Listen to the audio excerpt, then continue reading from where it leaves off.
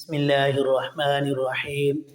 Viewers, آج لاتے ہیں ہم آپ کے سامنے بنی اسرائیل کے 3 آدمیوں کا واقعہ۔ بہت ہی بہترین اور اچھا اور دلچسپ واقعہ ہے۔ آپ سنیں، اس سے انسان کو بہت سارے اسباق ملتے ہیں۔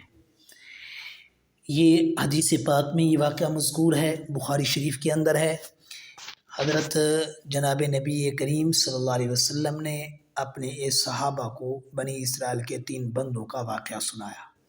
واقعہ کچھ یوں ہے کہ ایک مرتبہ اللہ کے پاک پیغمبر صلی اللہ علیہ وسلم نے اپنے صحابہ کو بنی اسرائیل کے 3 آدمیوں کے بارے میں بتایا کہ 3 ایسے شخص تھے جو غریب تھے اور وہ غربت کے ساتھ ساتھ وہ بیماریوں میں مبتلا تھے۔ ان میں سے پہلا شخص ایک کوڑھی کا شخص تھا، یعنی کوڑھی ایک بیماری ہے، برس کی بیماری والا شخص تھا، اس بیماری میں مبتلا تھا۔ دوسرا گنجا تھا، تیسرا نابینا شخص تھا۔ یہ 3 آدمیوں کا امتحان تھا، اللہ نے ان کو آزمائش میں رکھا۔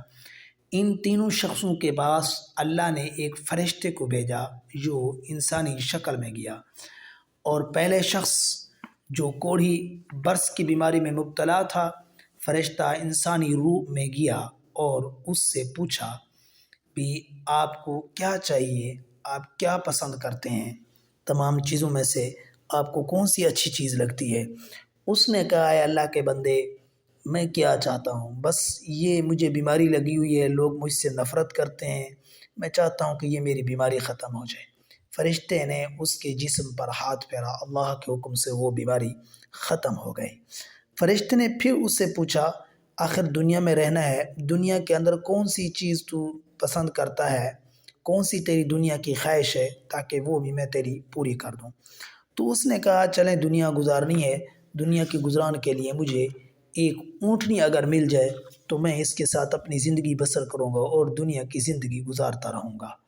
فرشتے نے دعا کی، اسے ایک اونٹنی مل گئی۔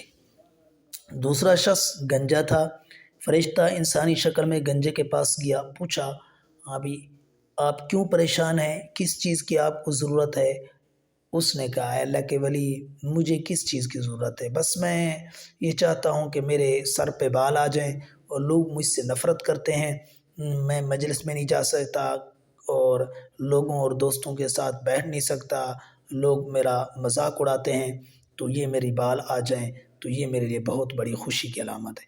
فرشتے نے اس کے سر پر ہاتھ پھیرا تو اللہ کے حکم سے اس گنجے کے بال اگ گئے۔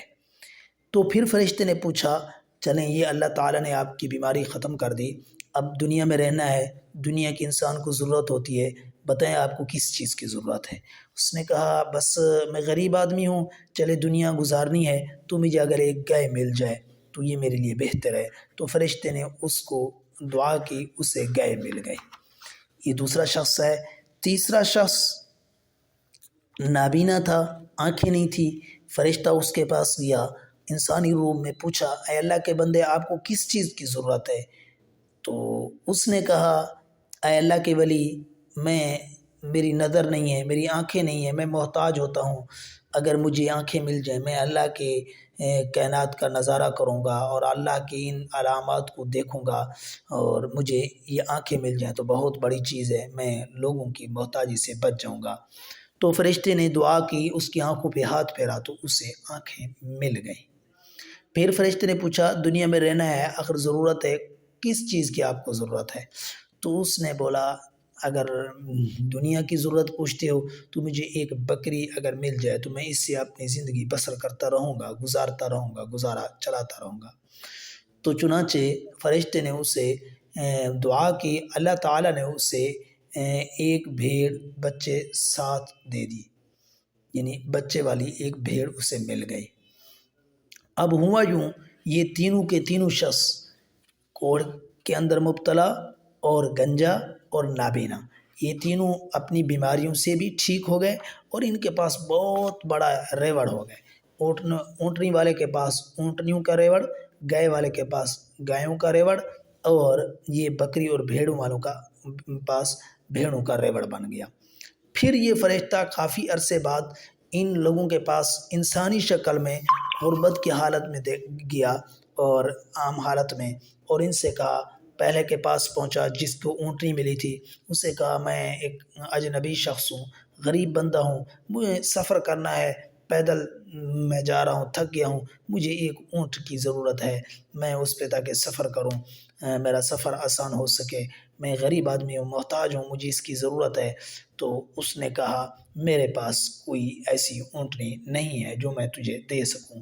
اس نے کہا اللہ نے آپ کو یہ چیزیں دی ہیں، آپ ایسے تھے، میری تیری ایک ملاقات لگتی ہے، اس حالت میں آپ تھے، اللہ نے آپ پر انعام کیا ہے۔ تو اس نے کہا نہیں، بس یہ چیزیں مجھے وراثت میں ملی ہیں، بیماری کا میں نے علاج کیا، ٹال مٹول کر کے اس کو اس نے ختم کر دیا۔ فرشتے نے پھر اس کو کہا اگر تو نہیں دے رہا تو پھر میں آپ کے لیے بد دعا کروں، جیسے تو پہلے تھا اس طرح بن جا۔ اس نے کہا ٹھیک ہے، تیری جو کون سی دعائیں ہیں جو قبول ہوتی ہیں۔ فرشتے نے وہی بد دعا کی، وہ شخص جو کوڑ برس کی بیماری میں مبتلا تھا ویسے کہ ویسا ہو گیا اور اونٹنیوں کا ریوڑ ختم ہو گیا۔ تو پھر دوسرے کے پاس آیا انسانی شکل میں، گنجے شخص کے پاس، اور اس کو کہا میں ایک تنگ دست بندہ ہوں، غریب بندہ ہوں، مجھے ایک گائے چاہیے۔ تو اس نے کہا میری گائے دودھ والی ہیں، بچے والی ہیں، ٹال مٹول کیا، اس نے بھی اسے کچھ نہیں دیا۔ تو فرشتے نے پھر اسے کہا اللہ کی طرف سے تجھے یہ انعامات ملے ہیں، نقدری نہ کر، کچھ اللہ کے لیے دے دے۔ اس نے کہا یہ میری اپنی محنت ہے، اپنا بنایا ہوا میرا عمل اور کام ہے۔ تو اس نے بھی ٹال مٹول کر کے فرشتے کو خالی کر دیا، خالی ہاتھ۔ تو فرشتے نے پھر اس کے لیے بھی بد دعا کی۔ تو وہ شخص گائے والا بھی ویسے کہ ویسا گنجا ہو گیا اور گایوں کا ریوڑ بھی ختم ہو گیا۔ فرشتہ پھر تیسرے شخص کے پاس آیا، نبینے کے پاس، اور نبینے سے پوچھا، نبینے کو کہا میں ایسا بندہ ہوں، فقیر ہوں، محتاج ہوں، مجھے ضرورت ہے۔ تو اس شخص نے کہا ہاں بے شک اللہ نے مجھے آنکھیں دی ہیں، میری آنکھیں نہیں تھیں، اللہ نے بڑا احسان کیا ہے، مجھے یہ بکریاں دی ہیں، اس میں سے جو جتنا دل کرے آپ لے چلیں۔ تو اس بندے نے کہا میں انسان نہیں ہوں، میں اللہ کا بھیجا ہوا ایک فرشتہ ہوں جو آپ کے دونوں دوستوں کے پاس گیا، انہوں نے اللہ کے راستے میں کچھ نہیں دیا، اللہ کی دی ہوئی نعمتوں کی ناقدری کی، اللہ نے پھر انہیں آزمائشوں میں مبتلا کر رکھا۔ تو آپ نے اللہ کی دی ہوئی نعمت کا شکریہ ادا کیا تو اللہ تعالیٰ آپ کو مزید نعمت عطا کرے۔ ویورس، اس سے ہمیں کیا سبق ملتا ہے؟ اس سے ہمیں بہت سارا لمبا واقعہ اور سبق ملتا ہے کہ اللہ تعالیٰ نے ہمیں زندگی دی ہے، یہ ہمارے لیے نعمت ہے، قدر کی چیز ہے، اور اللہ تعالیٰ نے مال دیا ہے تو یہ بھی نعمت ہے، اللہ نے اولاد دی ہے تو یہ بھی نعمت ہے۔ اب اللہ کا مطالبہ یہی ہوتا ہے اپنی جان کو، اپنے مال کو، اپنی اولاد کو اللہ کے راستے میں ہم خرچ کریں، تو ہم تاکہ اللہ کی دی ہوئی نعمتوں کی قدر کریں۔ قدر کریں گے تو اللہ عزت سے نوازیں گے، نہ قدری کریں گے جیسا کہ بنی اسرائیل کو اللہ تعالیٰ نے آزمائش میں رکھا تو اللہ ہم کو بھی ایسے بنا سکتے ہیں۔ اس لیے جتنا بھی ہو سکے اپنی زندگی کا، جان کا حصہ ہم اللہ کے راستے پہ لگائیں، مال کا حصہ اللہ کے راستے میں خرچ کریں، اولاد اپنی ہے تو اس کو بھی دین پہ لگائیں۔